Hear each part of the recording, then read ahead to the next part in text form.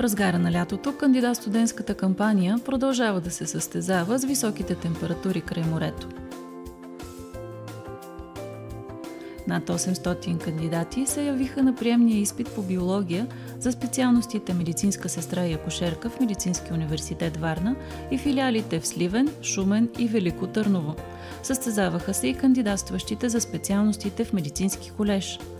Малко преди 8 часа пред 3 кандидат-студенти и 3 родители от сейфа в ректората на висшето училище бе изваден пликът с изпитните комбинации.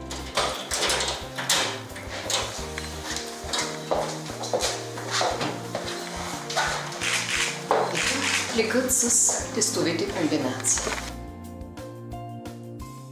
Тук в тази аудитория ще наблюдаваме процедурата по изтегляне на изпитната комбинация, върху която ще работят всички кандидати днес. Кандидат-студентката Симона Анкова от Варна изтегли тестова комбинация номер 2. По традиция, изпитът по биология за тези специалности е с продължителност 3 часа. Внимателно четете, особено условията. Има отрицателни зададени, положително зададени въпроси. Това може да ви сервира изненада, така че внимавайте. Верният отговор е 1, поправки не се допускат. Резултатите от изпита по биология ще бъдат обявени на информационното табло на университета и на сайта на кандидат-студентската кампания.